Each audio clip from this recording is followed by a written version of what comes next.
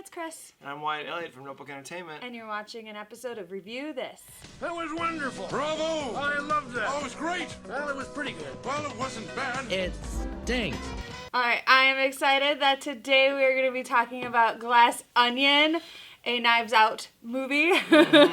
So, or a Knives Out mystery, as they're calling it. So we love the original Knives Out. I adore it. I've seen it so many times. Especially this one. In the theater, though, I had it figured out, like, not She even did. halfway through. I remember the exact moment in the movie when she whispered to me, like, it's him. Yep, the dogs barked, and I was Yep. like, oh, it's definitely Chris Evans. Yeah, for if you sure. haven't seen the first one, what's wrong with you? Right. So, you shouldn't be watching this one. So, spoilers for the other one and this one. Like, Spoilers yeah, this is all going to be a around. full spoiler review. Because, yeah. yeah. So, my first impression after the movie, like, the very first thing, as soon as the movie ended, I leaned over to him and I go, wow, Ryan Johnson hates Elon Musk.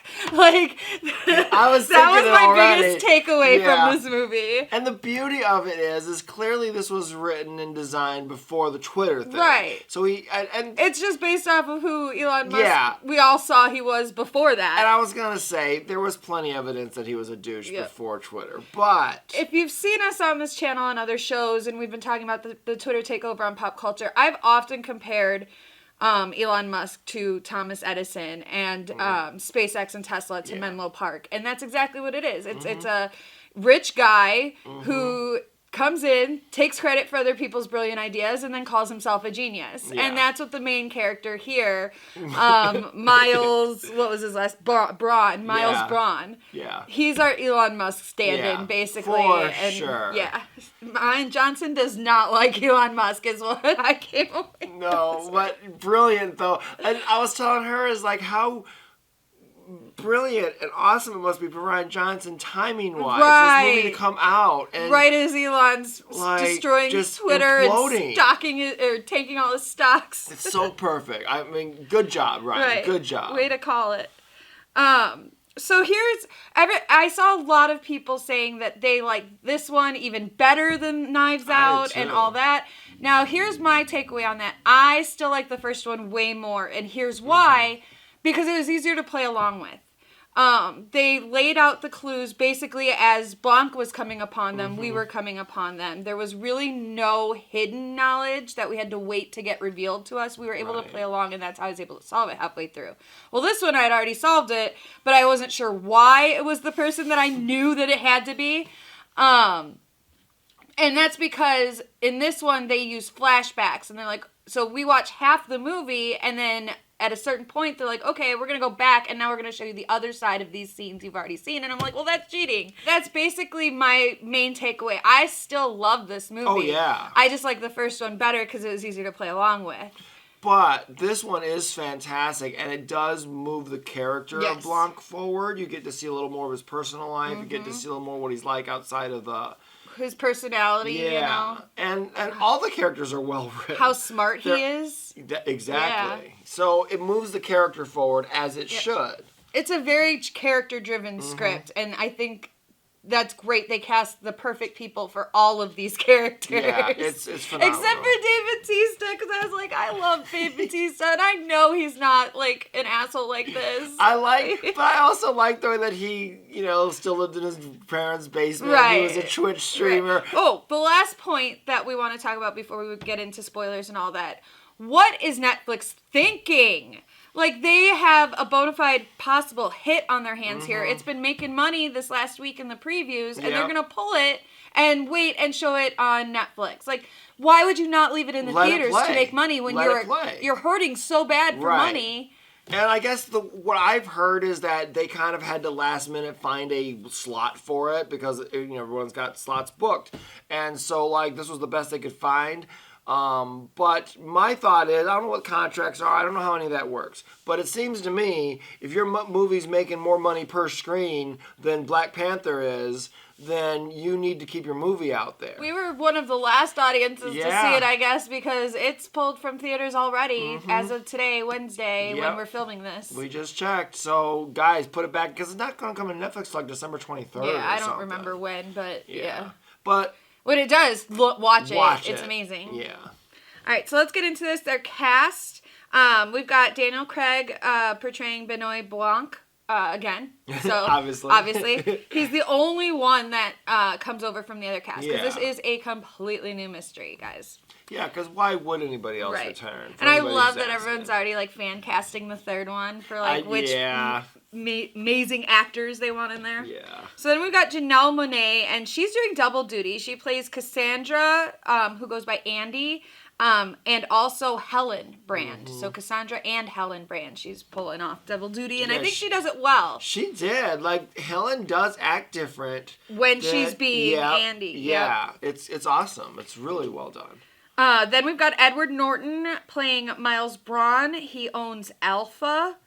He's basically Elon Musk. Yes. Like, and I think he plays Elon Musk pretty well. Pretty well. Like, he's got that douche energy He does. about him already. He really he's Edward does. He's Norton. got that. And the way that they show that he's not as smart as he makes himself out to be, which we'll get into, is brilliant. Yep. So then we've got the wonderful Catherine Hahn as Claire DeBella. Yeah. She's a senator in this movie. Love her so much. I've loved her since Crossing Jordan when she played Lily. Yeah. I will die in this hill that she's amazing. I saw her in Parks and Rec and I'm like, she's hilarious. Jennifer Barclay is her best character today. Like, I love Agatha and all, but Jennifer Barclay at Parks and Rec is just wow. Brilliant. I would watch a whole series on her. Yep, sure would. All right, so next we've got Leslie Odom Jr., who plays Lionel Toussaint, who's an engineer scientist working for Miles' company, Alpha. Then we've got Kate Hudson, who plays Birdie J. She was great. She's brilliant. She was great. This character is a mess, but she was so good at it. So funny, so naturally ignorant. Right. You know, that I love. Birdie J is a washed-up model, current fashion designer of Sweetie Pants, which she created, which is, I guess, cute sweatpants. Yeah, I guess. And she, it took off because she came out with them right before the pandemic hit. Yeah. So, all right. So then we've got Jessica Henwick, who plays Peg, Birdie's assistant. Then we've got Dave Bautista playing Duke Cody, a popular men's rights activist streamer. Yeah. Then we've got Madeline Klein, who plays Whiskey. She's Duke's girlfriend and also Miles' side piece. Right. But she's young and hot. Get it? Mm-hmm. Get it? But there's a plot twist there, too. Yeah. And then there's Jackie Hoffman, who plays Ma, Duke's mother. I love her. When they were arriving on the boat, I heard her go, "Oh man, Mom's not there." I know. I was hoping Duke was gonna bring his mom with him. I wanted that character. Well, she was smart. She was like picking up on shit. Oh yeah. Well, Jackie Hoffman is. You may not know her name, but you know her face. She's been in a bunch of stuff. She's a very good character actress who plays those kinds of very sarcastic, very wry roles. Yeah, she's good. She's good though. Then we've got Noah Segan as the best character in the whole movie, Daryl. I love Daryl. And Daryl's just some random guy in the background staying at Miles' house. Like, right. He's like, he's crashing here. He's going through a rough time. Right. And then just every time you see him, he's like, "Hey guys." Just like, that's randomly. it. I love the way he's used so randomly. Right. You know, like it's not like he's not a plot device. Spoiler alert. It doesn't lead to anything. Right. No, he's no part of the plot at all. Funny. Like it's brilliant. Like you could pull his character out, wouldn't change the plot in the slightest. But don't. Because he's amazing. God. And Noah Segan is a longtime friend of Rian Johnson, he's actually appeared in all of his films. In the first Knives Out, he was one of the cops that was during the interrogation or whatever. Oh, okay. So he's been in he's been in Star Wars, everything. Yeah. Everything Rian Johnson has done, this guy has had some kind of role in. Awesome. That's fantastic. Right.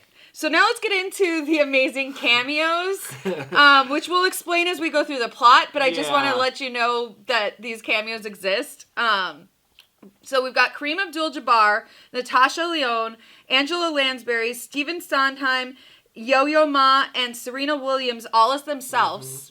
Yeah. They're playing themselves. Yep. Then we've got Ethan Hawke playing a character called Efficient Man. That's all he's credited as. We'll talk about that in a minute, but that was hilarious. That was hilarious. We've got Hugh Grant. He plays Philip, who is Benoit Blanc's boyfriend, husband, life partner. They never specify which, but they live together. So. Yeah.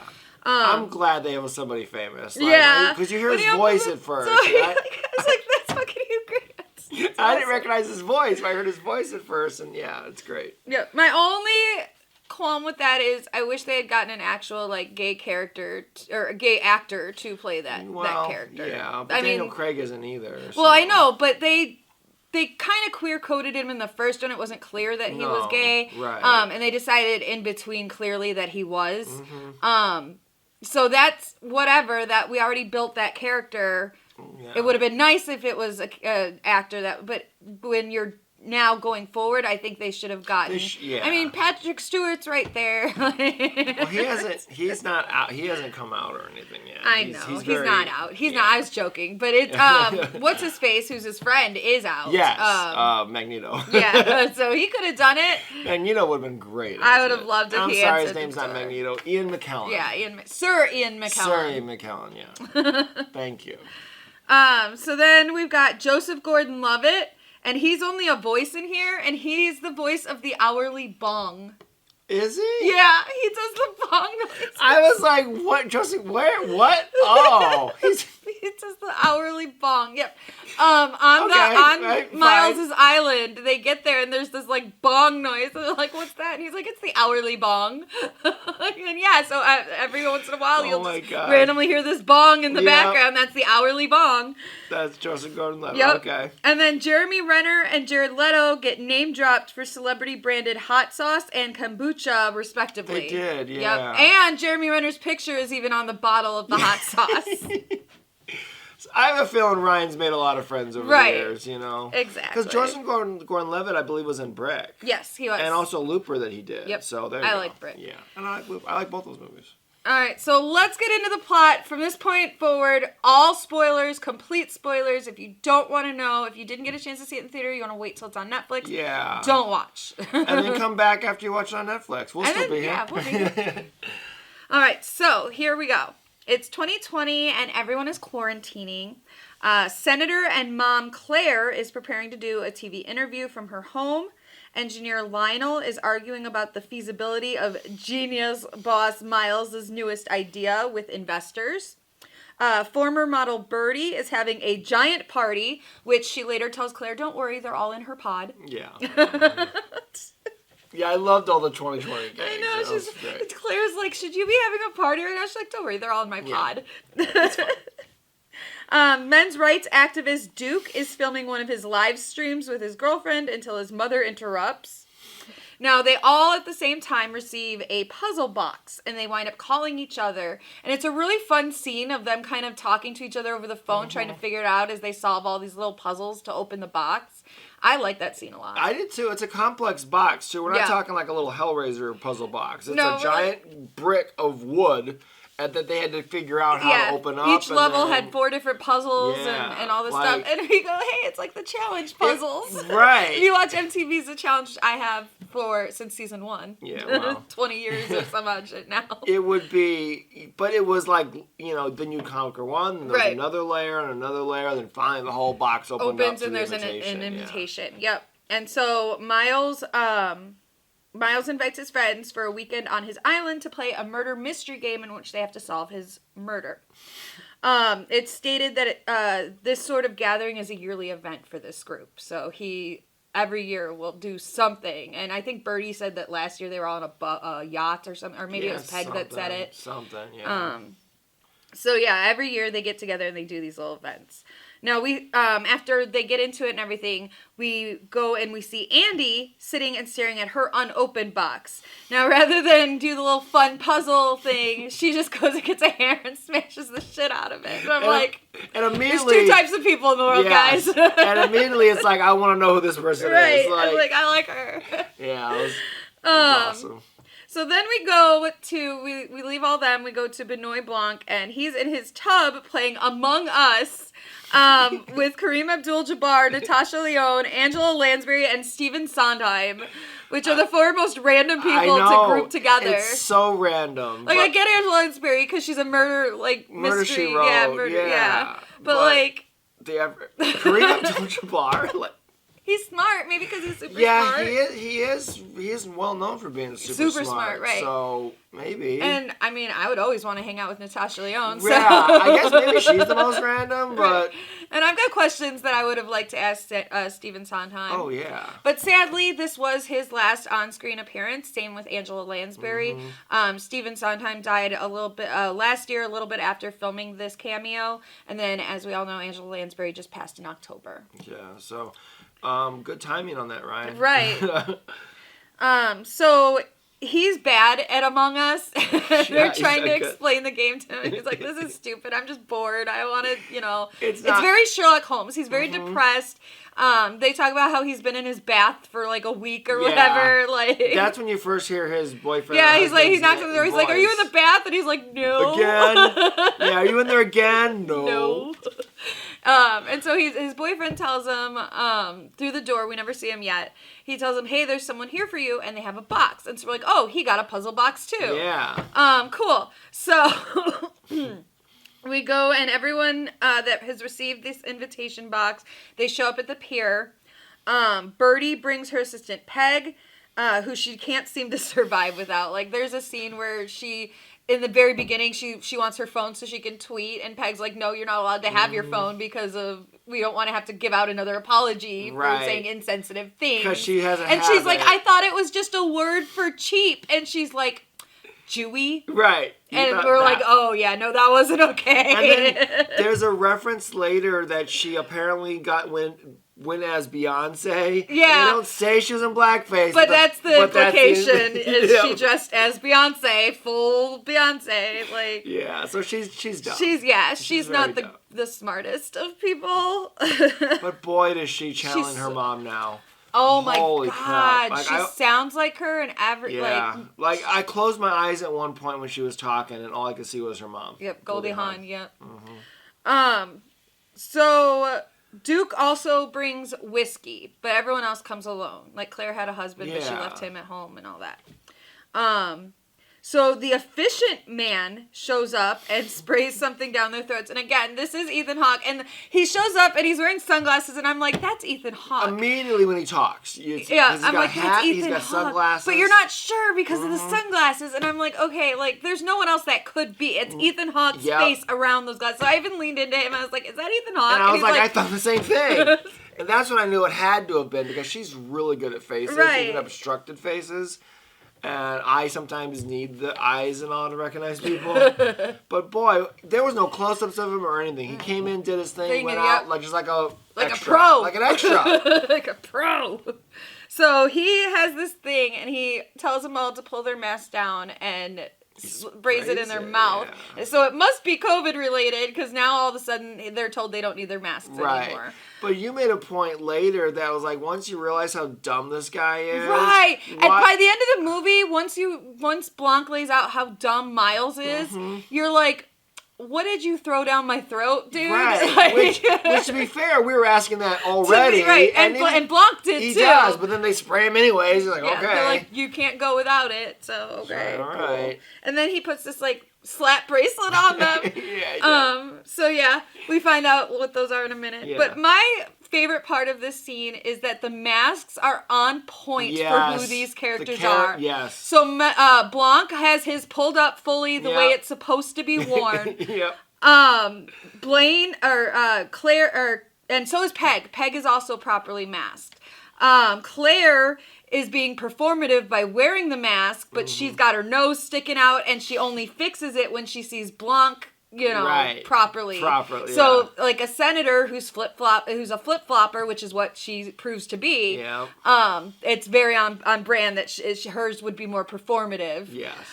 Then you have Birdie, who's got this completely useless mesh mask. It looks like chicken wire almost, like across her face. Like at first you don't even think she's wearing a mask until you get a close-up and you're like, no, there's like some mesh thing across her face. It's so stupid. It looks like jewelry, jewelry or something. Like it's clearly does so nothing. Stupid. And then Duke and Whiskey have no masks at all. Why would they? Right. Yeah. Which I think, again, on point. Yeah, great detailing. Yeah. So Andi shows up last, and the others are very visibly upset by her presence. So we're like, okay, these people did not get along. Right. They get to the island where the pier is clear and adorned with like clear statues of Banksy. Yeah. And so they call it the Banksy Pier or whatever. Miles is so dumb. Like, it's stupid. Yeah. So Miles greets them from the beach, and he's surprised to see both Andi and Blanc. Right after assuring everyone that he's dismissed the staff so that they have the entire island to themselves, a random guy walks by and says, "What's up?" to the group. And Miles says not to worry, that's just Daryl, and he's staying with them for a while because he's having a hard time or whatever. And that's all the explanation we get about Daryl. Yep. There's no further explanation. No, none. And you don't need any. You don't need any. It's hilarious. It's the best.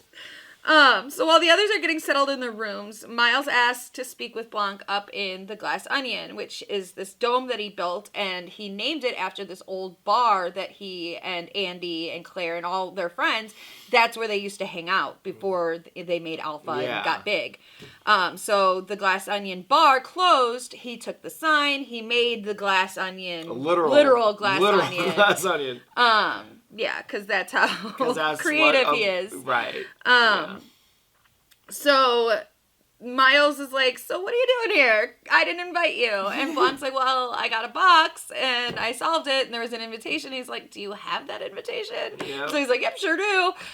So they talk and they figure out that someone must have put the box back together and given it to him. Well, Blanc figures it out. Let's be specific. That's important. Miles does not figure it out. Blanc leads it and is like, "Well, maybe someone put it back together and delivered it to me." He asked him, "Is it possible to put it back?" He's like, "Well, yeah, I guess because he's like, "Well, I didn't design him," and that's your first clue. Yep. He's not as smart as he thinks he is, as everybody he paid says. somebody to do it. Yep, he steals credit for other people's work. All right, so while they're talking in this office, Blanc sees this like really expensive sports car sitting out on the roof on this like plank or something, right? And he's like, "What is that?" He's like, "It's my car." And Miles specifically tells him it's a one of a kind, made only for me, specifically for me, and I take it everywhere I go. And Blanc's like, "Well, why is it on the roof?" On the roof, and he's like, "Well, there's nowhere to drive it on the island." And I'm like, "Okay, fair, I guess." Like, but again, why is it on the you don't have a garage, right? Like, yeah, you built this giant does he have to fly it in and out of the island? Like, what is this? But there's a payoff to that later, of course. So during some exposition scenes around the pool, we learn that Miles and Andi started Alpha together, but Andi was pushed out when she disagreed over a new product, and the friends had all backed Miles over her, even lying in court. And so at the same time, Duke gets out of the pool wearing a tiny little Speedo, and the Speedo has a holster attached and his big old guns inside covering his small wee-wee, because people with big guns like that probably have small wee-wees. Wow. So he gets out of the pool and shoots it in the air to prove that it's loaded and says he's always, always armed. And so he shoots it in the air and Miles is like, "Now it's a party," or whatever. Do stuff. Right. So there's also this little drink cooler that's actually in the shape of Miles's car that we had just seen up on the roof, and it's really cool little cooler, and they've got all their Jared Leto kombucha. Yeah, there's name drop Jared Leto makes this drink. No reason. I don't know. Does he in real life make? I don't know. I think he know. makes wine that's Ryan Reynolds. I'm sorry. Yeah, he makes vodka or gin. Gin. Yeah, I don't know, but it's funny. It is funny. And Duke begins to reminisce. He's like, "Hey, do you remember that time I was on my bike and you almost pancaked me in your car when we were leaving?" And Miles jumps in to say, Anderson Cooper's birthday party. Yeah, I remember.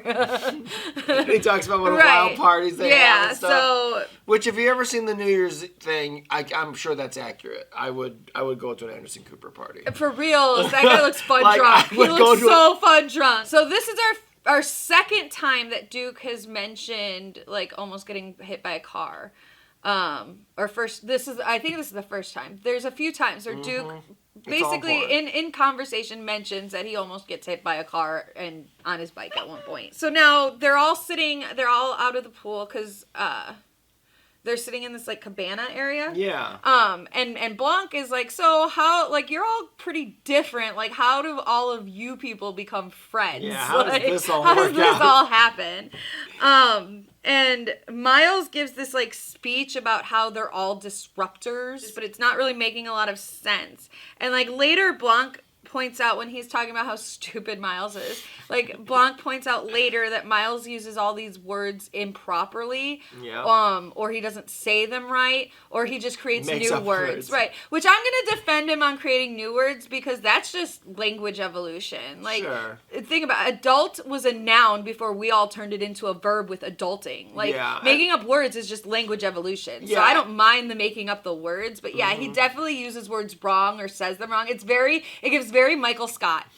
Yeah, it is. Very it Michael is very Michael Scott. Scott in the way that he's unaware of how Exactly. He just talks and he says the wrong words, like, Which to Spider-Face.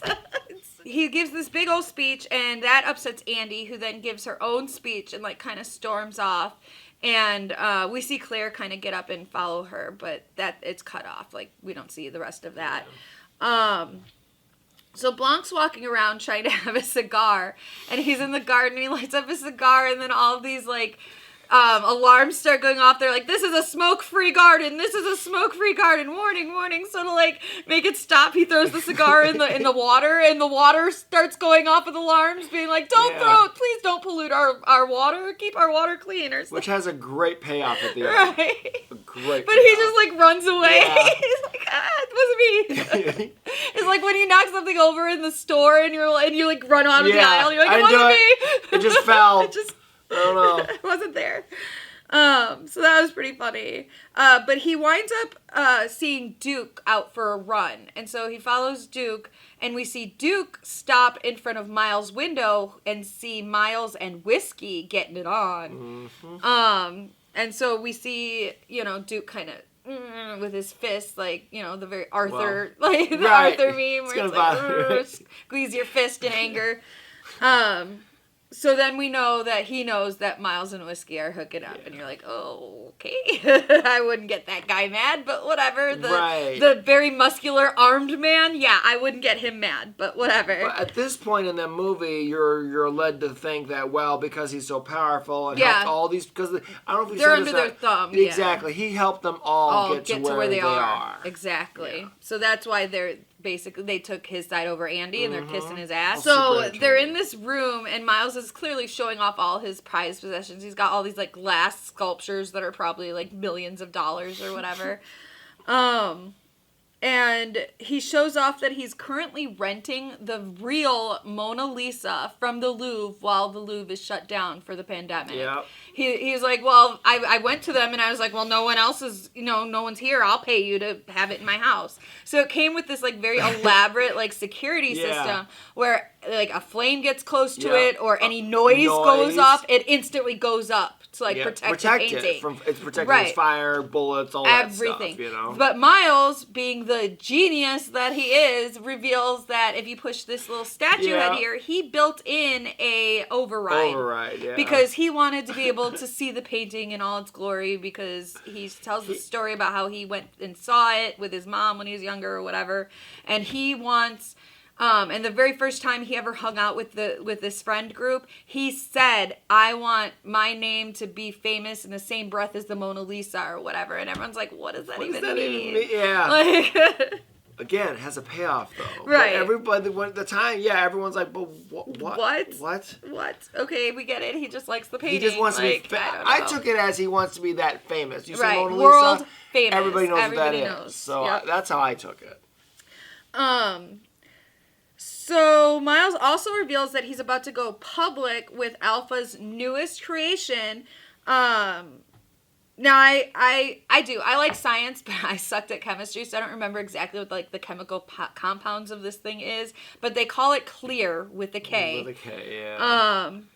And basically, it's a fuel source. They think that they can use this to, like, power everything. House it, yeah. But it's something that, if used wrong, could go very wrong and go kaboom. So that's my understanding of the science that they explained. This can power stuff, but also go boom. So Lionel is upset because Clear hasn't been fully tested, and we find out that this is the thing that he was arguing with those investors over in the very beginning of the movie, where he's like, we still need 2 years of testing on this, at least 2 years of testing on this. And that's when Miles is like, everything here on this island being powered by Clear. Yeah. Which, yeah. Well, so Claire's also upset that Miles is going public with Clear, but we don't yet know why. We just see that she and Lionel both are not happy about this.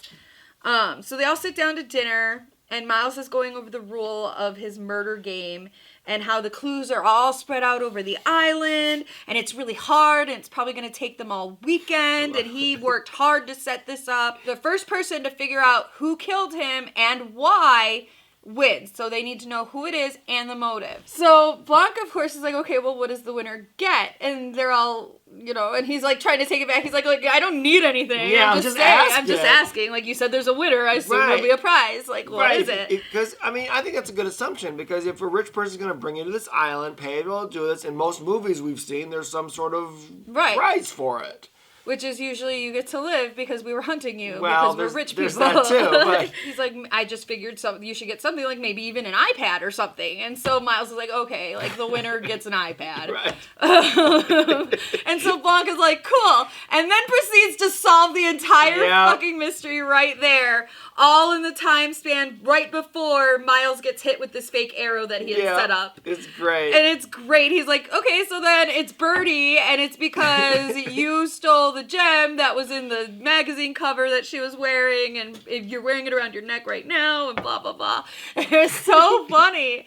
It was great. And then he's so mad that he's ruined it. So mad. And the arrow goes off anyways. It goes into it. And it doesn't even hit right because the blood packet goes off below it. It's great. The blood just starts coming out. It's amazing. It's so awkwardly hilarious. Hilarious. They leave everyone. Miles pulls Blanc up to his office in the Glass Onion and hands him the iPad. Like, here's your iPad. Goddamn iPad. And he's so mad because, and this is another time where he's like, I'm so, I hired the best people. I got the world's best mystery writer to do this. And again, he had just been telling his friends about how hard he worked setting all this up. When no, he didn't. He just hired people to do it. Yeah. This Miles also points out this napkin that supposedly he wrote. That's what he wrote the idea for Alpha on. So again, he's saying, this is my idea. Here's the proof. This is the napkin that I wrote Alpha on, and it became what it is. So, and I'm still not entirely sure what Alpha is. I'm assuming it's like SpaceX or Tesla, but they don't mention making cars or anything. Or it's a website or something. I don't know what it is, not sure. But it's a global phenomenon. It might be making fun of Meta. Who knows? It could be. Yeah, he could be making fun of Zuckerberg and Musk. Who knows? Oh, I'm sure. There's a little jab in It's there. very Elon. Like Miles is very clearly an Elon Musk stand-in. Yeah. So while Miles and Blanc are up in the office talking, Andi asks the others why they all turned on her and took Miles' side in this lawsuit about who founded Alpha. And Duke basically volunteers to be the bad guy and tells her how it is and is like, you are a loser. We sided with the winner. You're a loser. And so she gets mad and storms off. And she should. Right. Like, I don't want to be called a loser either. Right. Especially if I founded a company, co-founded a company. Right. So with the game ruined, Lionel and Claire decide that they're probably just going to take off in the morning. They've got, better lives to get to. Well, yeah, there's no reason to be there anymore. Exactly. But Miles insists that they all stay and just have a fun weekend together.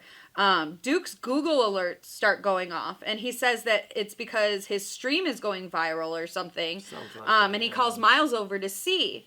And Duke asks if the success was enough to get him a spot on Alpha News, which is like mainstream and would take his little Twitch stream mainstream, Yeah. And this is his goal. He wants to be on Alpha News. And Miles, I guess, finally agrees. Yes, whatever you're showing me on your phone is proof that, yes, you can now come to my mainstream news source, whatever. Yeah. So to get the mood going, Miles plays music, and he makes Birdie get up and start dancing in this fabulous dress she's wearing. Like, the whole time I was like, I love her dress so much. It was pretty cool. I love her dress. It was like multicolored and shimmery, and It was so, I loved it. I don't know how to explain it. It was dresses, beautiful.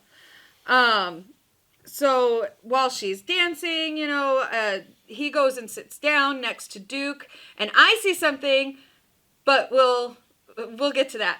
But I was later, because of events, I thought, well, okay, I just saw it wrong. But no, I didn't. So... What did you see? So, we'll get to that. All right, so...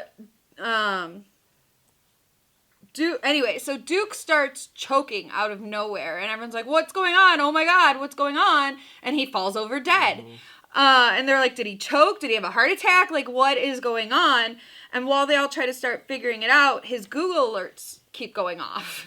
And so they're like, well, let's just turn his phone off. Because every time his Google alert goes off, the Mona Lisa thing goes up. Yeah. So then they have to, like, reset it or whatever. So they're trying to find his phone, and they realize his phone is missing. And that's when they also realize, oh, shit, the gun is missing, too. His holster's empty. So that's not good. And I thought when I was watching it that he was definitely the way he was acting like he couldn't breathe. Right. So to me that was an poison. Reaction. Instantly I was like he was poisoned. Yeah. But Whiskey, who had, she had thrown herself on his body, she was upset, whatever, she disappears, and they're like, where did Whiskey go? And then they just forget about her. So they realize that he must have been poisoned, and Birdie, I believe it was Birdie, points out that he was actually drinking from Miles' glass. He had accidentally, when Miles went over and sat down and put his glass down next to Duke's, Duke had accidentally picked up, and they show Duke accidentally picking up the glass. And I'm like, that's not what I saw. I saw when Miles sat down, he sort of like handed his glass over to... Yeah, because Duke isn't watching. He's watching her dance. He's watching Birdie dance. Yeah, so it's very... I didn't notice it. I did. She caught it. Because when you're watching mystery movies, you have to watch every little detail. And I heard the lady behind us say that she caught it too. Yeah, later when they reveal it. Because when they show it, again, like I said, when she's like, oh my God, Miles, and they show that it's because everyone had their own glass with their own name on it. And so they show that it's Miles' glass that was spilled over that Duke was holding. And then they show a flashback of Duke accidentally picking up the wrong glass. So I was like, oh, well then I saw it wrong. Right. No. Turns out I didn't. She did not. So trying to fool you. Right. So Miles freaks out now, thinking, oh shit, someone is trying to kill me because they poisoned my glass. Yep. So he basically begs Blanc to figure out who did it. He's like, I'll hire you. I'm hiring you. Figure out which one of these assholes is trying to kill me. Right. He says he's going to pay him $1 billion or something. Right. So the hourly bong goes off, and Miles remembers that due to the game, he had scheduled for at 10 o'clock for the lights to all go out for 20 minutes. So the lights, of course, go out, and Whiskey runs back in, and she's holding a spear gun, and she tells everyone, I just caught Andi ransacking mine and Duke's room, like she was destroying it, and she must be the killer. And so they all like freak out and take off running in opposite directions while Blanc is trying to figure out his flashlight, and he finally gets his flashlight up and like the room is empty, like everyone's gone. I don't remember who, but someone finds Daryl's room, and we get another Daryl, and Daryl's just sitting in the room with like is it Blanc? It might Blanc someone. It's someone comes across Daryl's room, and he's just chilling in there. He's growing pot plants. He's like playing Nintendo or something. He's just chilling. He's being a stoner. He's like, hey, what's up? And then the person, like, whoever it is that found him, like walks off, and he's like, you don't want to chill? Yeah. I love Daryl. Yeah, Daryl's the best. So Blanc eventually goes outside where he runs into Andi, and while they're talking, someone shoots her. And moments later, the lights come back on. Everyone gathers to see Andi dead, and Blanc has tears in his eyes. And he forces them all inside to solve this case. So then basically it's like record screech, and then we flash back. Yeah. So now we're going back to see basically the other side of all of these scenes that we've been watching, which is where I feel like it's cheating. Because, again, I was following along. I caught that Miles handed the glass, but then they were like, no, that's not what happened, and show him picking up the glass. I'm like, oh, well, I'm wrong. They tried gaslighting you. Right. Like, that's cheating. You can't play along if they're going to cheat. Like, I think it's well storytelling, Exactly. but it's not well if you're trying to play along. It's Exactly. not well game playing, what I don't say. Right. But yeah. It's not a good game. So we go back to someone knocking on Blanc's door, and this time we see Philip, played by Hugh Grant, answer the door, and he's Blanc's boyfriend, husband, life partner, whatever they call it. Yeah. Like I said, they didn't specify exactly what they are, I don't think. No, they but they live together. They're romantically involved. Yeah. So Philip opens the door, and it's revealed that the person who brought the box to Blanc was Andi, but she's got a different hairstyle, because when we're seeing her in present, she's got the short, cute blonde bob thing. Yeah. Kind of like Nene Leakes from Real Housewives, for those who know that reference. I don't watch the show, but I know who Nene Leakes is because she's done other stuff. But wait, that's not Andi. It's actually Helen, Andi's twin sister, who's an elementary school teacher. Andi had apparently committed suicide, but Helen doesn't believe it and thinks that someone killed her. Helen had gone looking for the suicide note on Andi's computer because she was like, well, if she did kill herself, she would write about it because she had been keeping journals since she was a child, you know? Yeah. And she joked about how, you know, the one from when she was 6, Andi had written, you know, for future biographers, you know, because she was so certain she was going to be famous when they were 6. And she tells Blanc about how they did this character called the rich bitch when they were kids, and that because she's got a southern accent, and so that's why Andi sounds the way she does, is because when she went out to be legitimate, she got rid of her southern accent and did this rich bitch accent that they had been doing since they were kids, kind of for fun, you know. Yeah. So Helen tells him that she finds in Andi's computer no note, but an email that she had sent, basically saying, haha, I found it, now I'm going to go ruin him, and it's a picture of Andi holding a red envelope. But Helen then says, I tore apart her entire house and did not find this envelope. Apparently, so this is what we learned. Andi had been the one with the friends. Like, Helen sets Blanc right. Like, Andi was friends with everybody, and she brought Miles to the group. Miles was a nobody with, like, long, gross hair, like Robert Langdon from Angels and Demons. Yeah, and all that shit. Like, that Tom Hanks bad hairstyle. It did look bad, yeah. And so Andi's the one who brought Miles into their little friend group. Andi's also the one who came up with Alpha, having claimed to write the idea down on a napkin at the Glass Onion bar that they all hung out at. Now, again, earlier Miles had told Blanc that he was the one who came up with the idea for Alpha and showed off that napkin with his handwriting on it. So Andi and Miles had a falling out over Clear with a K. Okay, you're right. Because she saw the potential danger and wanted no part of it. She's like, I don't want to be responsible for something that could destroy, like, the world. Like, I don't want that. That's not what this company is supposed to be about. And so he winds up squeezing her out of the company, comes up, because she didn't think she kept that napkin. So she had no proof that she started Alpha, and all of a sudden during this trial, he comes up with his version of the napkin that has the Alpha on it. Yep. And we see flashes of the court scenes, and Claire and Lionel and Duke, all of them saying, yeah, we saw him write that napkin. He came up with Alpha. She had nothing to do with it. They're liars. She's the one who came up with Alpha and allowed him to come on, and then he pushed her out. Yeah, which we all kind of saw. Yep. So the email that she had sent with this, because after she loses the court case, she kind of like freaks out and like starts throwing stuff around in her house. She knocks over a bookcase, and that's where she sees sticking out of a book her original napkin. So that's what she puts in the red envelope and emails to all the friends, not Miles, but all the friends, saying, haha, I found it, bitches. So Lionel winds up faxing it to Miles, because Miles has this weird thing where he only has fax machines, and he's got one number, and it sends faxes to every fax machine around the world. And so it's a woof. Right. It's Wolf. It's a wolf. It's Wolf. But yeah, he doesn't like phones, so he doesn't have a phone. He doesn't have a computer, so he didn't get this email. Lionel had to send it to him through fax. Okay.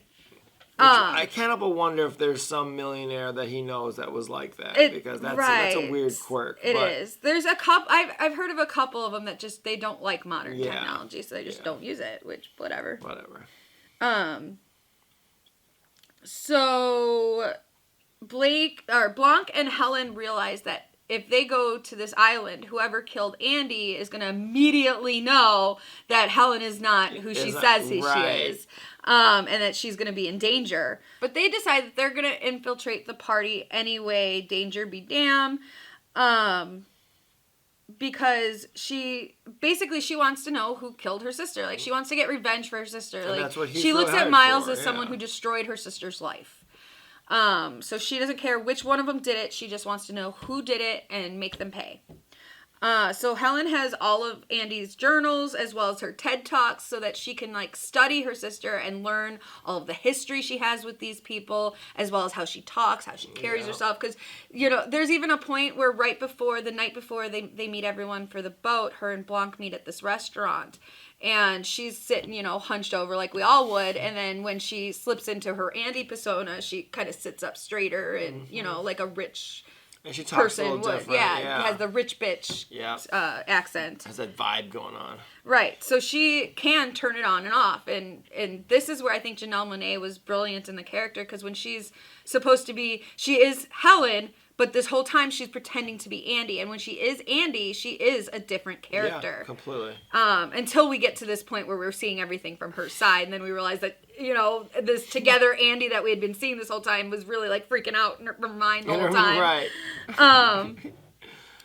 So again, we see the other side of the early scenes from Helen's perspective and how she ran around the island kind of gathering info on everyone. And it turns out that everyone had a reason to want Miles dead, but no real reason to want Andi dead other than to protect Miles. Yeah, exactly. So with Birdie, here's what's going on with Birdie is what we find out. Miles had invested in her Sweetie Pants idea, but it turns out that the pants were made in an overseas sweatshop with child labor and stuff.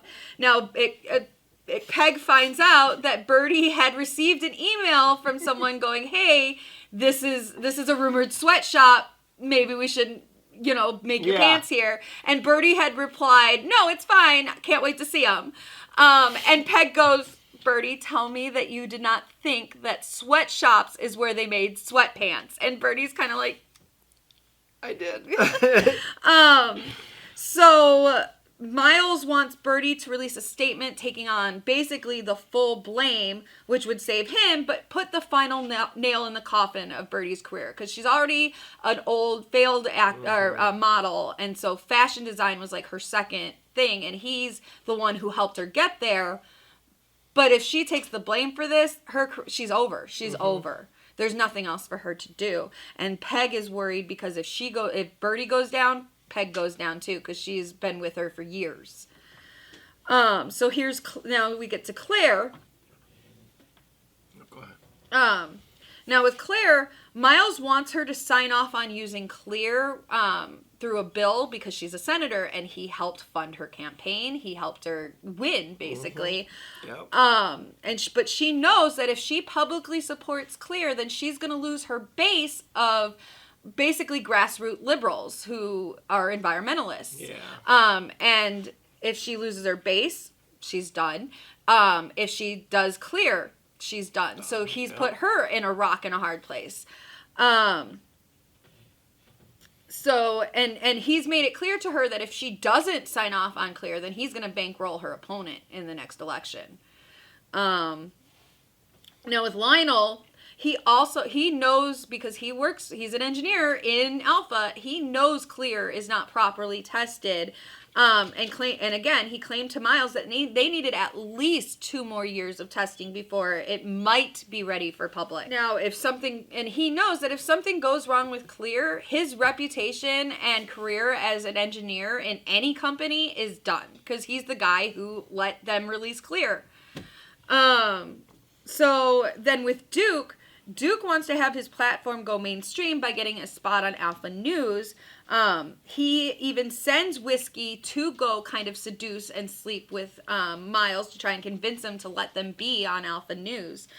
So when he's outside watching Whiskey with Miles, really the thing that he's upset about isn't that they're together, it's that he overhears Miles basically telling Whiskey, no, I'm never going to put that asshole on my news channel. Like, no, absolutely not. So that's what he's mad about. He's not mad that they're sleeping together. He's mad that he's not going to be mainstreamed, given a mainstream platform. So again, that's what we find out as she's running, as Helen's running around, spying on everybody, because she wants to find who's got motive and who's got opportunity. Yeah, you get to see the opposite side of all those scenes Exactly. we just watched. So from the earlier pool scene where Andi had stormed off and you saw Claire kind of follow her, now we see what happened. And Claire did catch up to her, and we see that the others had followed and everything. And as Andi, Helen asks them all, why didn't you reply to my email that I sent? And Claire, very practically is like, look, I'm not going to put anything in writing that I don't want to see on the 6 o'clock news, That's why we called. We all called you, but you didn't answer the phone. So what's your deal, And so they find out, so this is where Andi finds out that they all had gone over to Andi's house at different times. And so they all kind of had an opportunity to kill her. Whether or not they had the motive, they all had the opportunity. So first Duke says that he was so worried he nearly got into an accident and got pancaked on his bike trying to zoom over to her house. And he pounded so hard on the door that he thought it would break. So while he's pounding on the door is when Claire and Lionel show up. And they knock too, but they all three say, nope, Andi, you never answered the door. And they tell her that's when Birdie went over later by herself and you didn't answer for her either. So again, they were all alone at some point at Andi's house. All could have been the one to drug her and kill her. Everyone's a suspect. Right. So then we get to before the dinner game is supposed to start, and we see Blanc tell Helen, okay, what you're going to do while I'm up talking to him about ruining his game, is you're going to start a fight with the others. Something that you're going to lose so that you can storm off, and then I want you to, as quick as you can, look through all of their rooms for the red envelope. He's like, don't be neat about it, don't worry about it, just find it. Find the red envelope, I'll try and keep them all busy. So of course this is also the time when Duke's dying, but we see Andi searching everybody's room looking for this envelope, and she's just not finding it. So after Duke dies, that's where we see Whiskey had disappeared to go to her room. She was crying. Helen had been nice to her the whole time. We had seen different scenes of her being like, basically, hey, you should leave Duke. Like, you're too good for him. So she walks in to find Andi in her room trashing everything. She's like, what are you doing? Don't hurt me. Oh my God, it was you. Don't hurt me. And she's thinking Andi killed Duke and is now there rummaging through their stuff for whatever reason. And so she grabs the spear gun, and the lights go off, and she shoots at her, and, Andi runs. And so that's when Whiskey runs back to the others and is like, Andi was in my room. Blah, blah, blah. I know there's a point where I think Helen talks to Whiskey, and Whiskey is actually quite smart. Yes. Yeah. She's not dumb. Whiskey's not dumb. She just knows, and she knows that he's his Duke's channel is spewing ridiculous bullshit that she doesn't believe in, but it's getting views, and he's putting her on the show more. Yeah. So so she's basically like Tommy Lauren and shit, those people who know better, but they're gonna take a paycheck for saying despicable things. Helen and Blanc run into each other outside, so that's the scene that they run into each other, and this time we see her tell him, hey, I looked everywhere in everyone's room, I can't find this red envelope, and they kind of realize that maybe the person who brought it already gave it to Miles, and they need to go search Miles' office, but before they can come up with the next part of their plan, Helen's shot. Now, this time we see that she wasn't really shot. She was really shot, but the bullet was stopped by her sister's journal that she had been keeping in the inside pocket of her suit coat. So they decide, okay, well, whoever shot you thinks they did it. So Blanc pulls out, he's got the Jeremy Renner hot sauce with Jeremy Renner's face on it, and they use it to like make blood or whatever so that everybody thinks she's dead. So Blanc then takes the hot sauce and puts it on his eyes so that it'll bring tears. Yeah. Right. That was someone who's gotten hot sauce because I love hot sauce. That I felt that. I felt that. Yep. And then so while they're all gathering around, we see a close up on Helen's face as she's pretending to be dead, and you see a bit of the hot sauce start flowing through her nose, and we're like, no! Oh my God! Just everybody leave before that happens. And it just slowly goes through her nose, and it's really intense because everybody knows you're not going to be able to. No, she's not going to play dead once that happens. So luckily, right as they all turn around and go inside, she's able to like, snorts it out. Amazing. So then Blanc keeps everyone busy with his theory of who killed Duke and Andi. And so Helen searches Miles' office for the red envelope, and she winds up finding it. Hidden behind his, like, he's got a display stand for his version of the napkin, and that's where she finds that he had stashed it. So Blanc basically accuses Miles of being the killer, calling him dumb, unimaginative, uncreative, and just plain stupid the entire time while he's, like, laying out the crimes and stuff. So here's what happened. Miles went to Andi's house after Lionel faxed him the email and drugged her into an overdose before taking the envelope himself. He then sped away and almost hit Duke as he was on his way back to talk to Andi, making Duke the only witness that could place Miles in the country at the time of Andi's death. Because Miles had claimed earlier, well, I wasn't even in the country last week. I've been out of the country for 6 months or whatever. Miles kills Duke by tricking him into drinking his drink. So it turns out that what I had saw, yep, sure did. That was right. They were gaslighting us with that little fake scene. He really had. He sat down and he just kind of casually handed it to him. And, when you're not paying attention, someone hands you something, you're going to take it. Exactly. And why did Miles decide to kill Duke? Because those Google alerts on his phone weren't actually about his stream. It was the news of Andi's suicide finally breaking. Because Blanc earlier had told Helen, look, I'll use my resources and my, connections to try and keep this out of the paper for as long as possible so it doesn't blow our cover. Right. I guess, his time was up. Newspapers needed to print. And so Duke, when he sees this on his phone, realizes that when he saw him leaving Andi's house, it was because he killed Andi. And so that's what he meant when he was like, this should be enough to get me on Alpha News. Yeah. And he's like, yeah, sure, whatever you want. And so that's why Miles decides to poison him. And what he does is he takes a little bit of pineapple juice and puts it in the drink. Because earlier... They do establish. Right. Earlier we had established that... I want to say Batista. Duke. Yeah. That Duke is allergic to pineapples. Yeah. Whiskey even says, one sip would kill him. Like, so that's how they killed Duke. And Miles and Blanc is like, Miles, it's not even creative. Like, that's not anything. And then Miles is like, well, you don't have any proof of any of it. You don't have proof of anything at all. And that's when Helen comes down with the envelope and she pulls out the napkin and she's like, see, here it is. And he's like, well, that means nothing. You can't tell which one was written first. And she goes, yeah, but here's the thing. The Glass Onion shut down a year after you guys came up with the concept for Alpha. Here's the difference between your napkin and Andi's napkin. Andi's napkin has the logo of the bar on it. Yeah. Proof that it was the real one. Where did that come from? Yeah. Now, and Blanc is like, you're an idiot. Because earlier Blanc had been like, and you kept the envelope. This is before Helen came down. He's like, you're an idiot because you kept the envelope. Like, why wouldn't you have just destroyed the evidence? Right. Like, and so taking a cue from that, while she's holding the napkin out, Miles pulls a lighter from his pocket and sets the napkin on fire. Poof, there goes the evidence. So then Helen tries to get the others to say, hey, you saw it though, right? You saw this napkin. You please tell me you saw the napkin. They're like, we didn't see anything. We don't know. Nope. It's Miles. We're still back in Miles, basically. And so she goes up to Blanc and she's like, please help me. And he's like, I told you before we started all this, like, this isn't my jurisdiction. I can only give you the truth. I have to work within the systems of justice and, he's and not a the cop courts or, and right, So he's like, I have to answer to all that. So all I can offer you, and he handed her a drink because earlier she had said, I don't drink, and then she started drinking the kombucha and got super wasted because she didn't realize it was alcoholic. Yeah.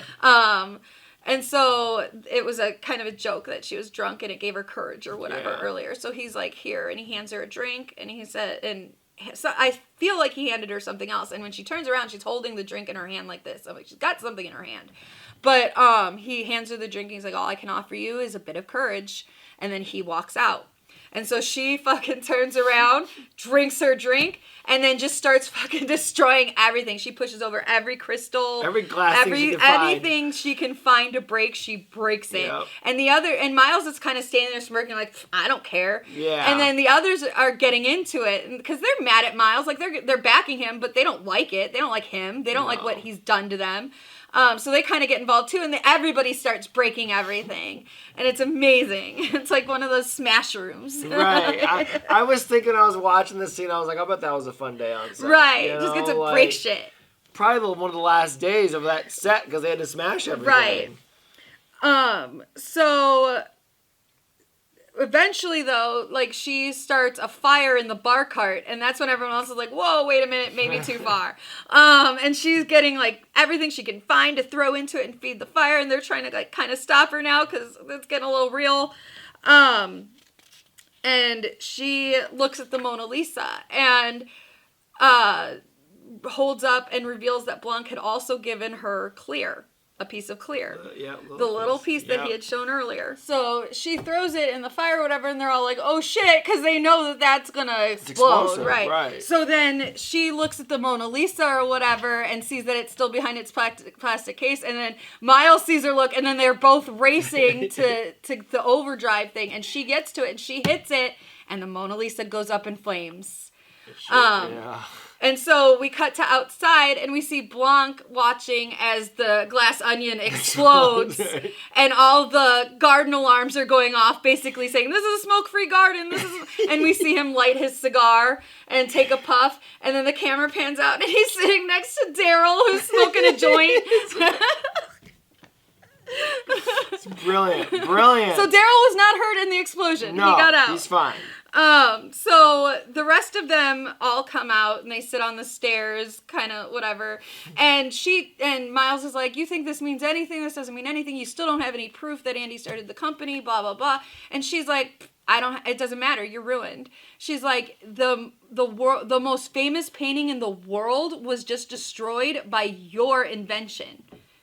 She's like, you're done. In your possession. You're done. Like, you're done. She goes, but here's the thing. You were right. Your name will now forever be remembered in the same breath as the Mona Lisa. I was like, oh. Because think about it. Let's say this really happened. Anytime an art teacher or whatever would talk about it, it would ultimately end up with, but it was destroyed by Miles Braun. Yeah. Right. And his clear every with a K. Time. Well, why can't we? It was destroyed. Yep. I'm still pissed about the Library of Alexandria being burned down. So I imagine like future generations are gonna be pissed that the Mona Lisa was destroyed, you know? For real. So that kind of wakes the others up to realize, hey, he doesn't have power anymore. And so Claire raises her hand. She's like, I saw the napkin. Mm-hmm. And then someone else is like, I saw him poison Duke. Yep. I saw that. And so they all like, why? If we lie so much, we're going to lie this time against him and take him down. And so that's where it kind of leaves it with them. And so the final scene is Helen comes down. Blanc had made his way down to the Banksy Pier. And he's sitting there waiting, and she sits next to him, and they kind of sit there and wrap it up, and they watch the police boats finally showing up, yeah. And that's the end. Yep.